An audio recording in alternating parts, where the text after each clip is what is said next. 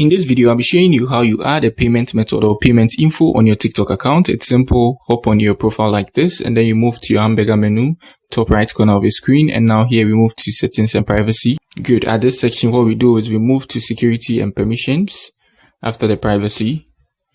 Good. At this section, we open the browser settings.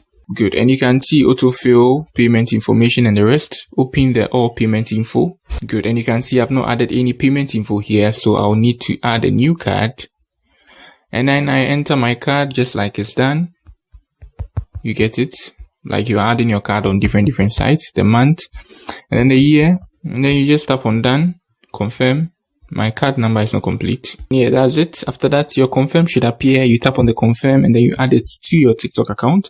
So should in case you are trying to take money, you are trying to buy something, you'll be paying with that card you've added. So it's simple and easy. After that, you can turn on this autofill payment, and anytime you're trying to pay, you move with that payment option you added. So if you are new here, give me a like and subscribe to my channel. Peace.